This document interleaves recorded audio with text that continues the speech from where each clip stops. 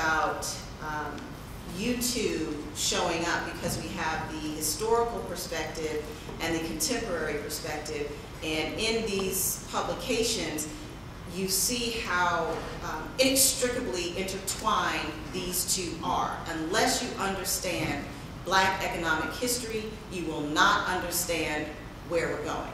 And so I know that the dean has 27 billion things to do, and so he was running in, and he's going to have to run out to another meeting. But I did want to begin with a question for you, because we have this historical understanding. We're in this unique place called Clark Atlanta University where these studies were done.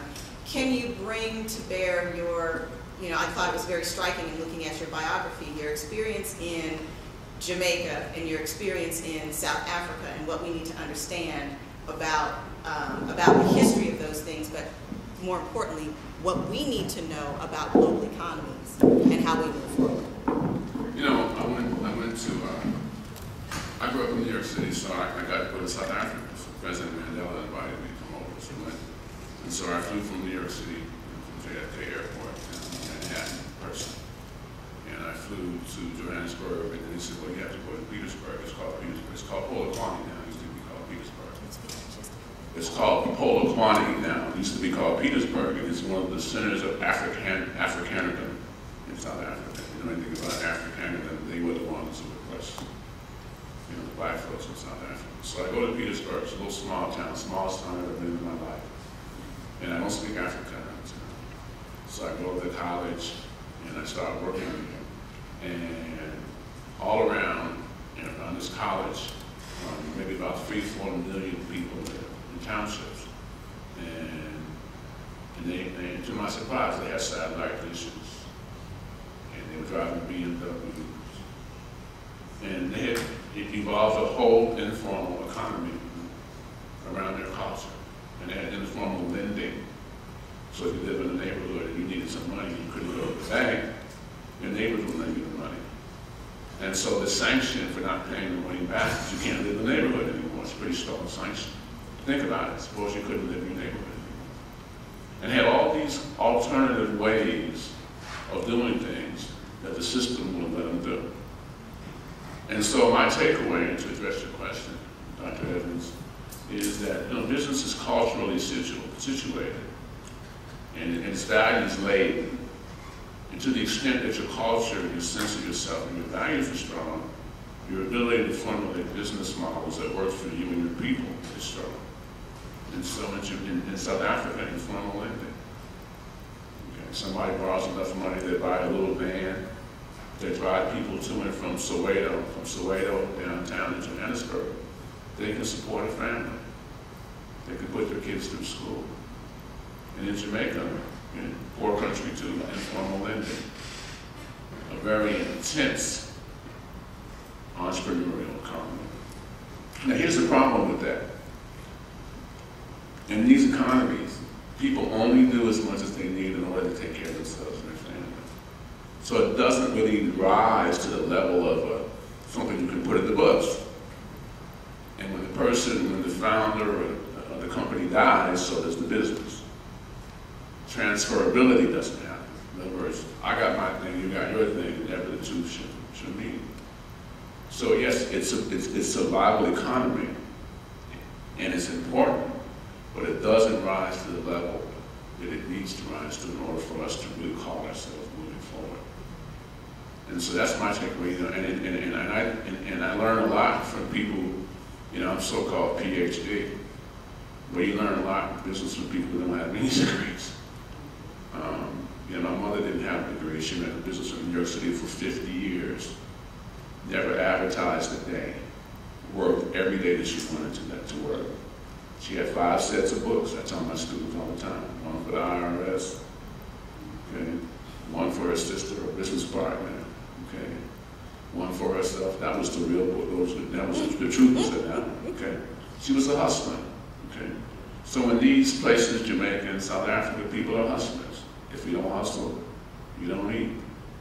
And so I'm not saying that, we're in America, and that's a different ballgame. I'm not saying we're going to be able to recreate that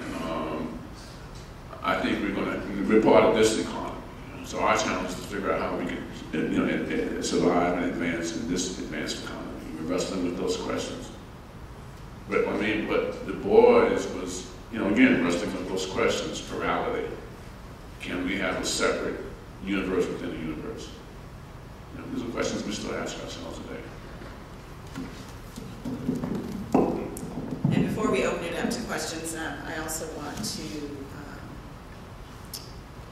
thank Dr. Knight for his insightful comments. And can you help us understand, in the way that Dean Moses has brought his experience to bear, can you help us understand what we need to know about the history of global economies? Because we talk about global economy like that's something new. We've been in global economy since we got here. Can you bring your research and experience to bear about how we understand, or what we need to understand about historical aspects of the global economy for us to maneuver and operate?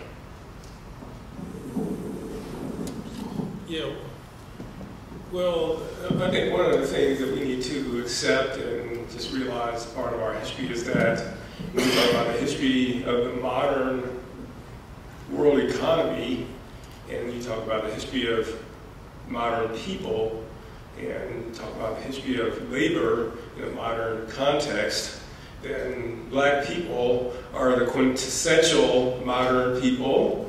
We are the quintessential modern subjects. If you think about what modernity means, and that has to do with particularly mobility of labor in ways that are unprecedented in human history. And the forces that unleashed labor mobility were unleashed during the transatlantic slave trade, of course, which was the subject of Du Bois's dissertation. It's the subject of my own research that looks at the ways that people from Africa transplanted particular knowledge in agricultural and craft skills in the Americas through the Atlantic slave trade.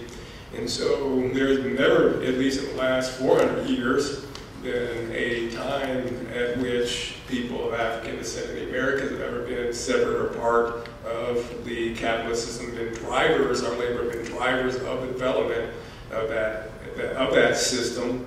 And so we're talking about people who are the quintessential aspects, the essence of the modern world. African Americans and people of African descent have embodied, and there have been real contradictions between some of the values that we've had, the collective values that we've had, and the more individualistic values that the capitalist system tends to reward, and that's been a basis of intense conflict, and is something that African Americans have had intense debates about what would be the best approach to take in relation to that. So those are some of the insights I can offer, and just thinking that taking a long view about where black people are in the modern world. And I would say that we are, without exaggeration or hubris, the modern people. When we talk about the level of mobility, the movement, the uncertainty that's been at the heart of the modern condition, who has experienced more mobility, more uncertainty than people of African descent. Thank you.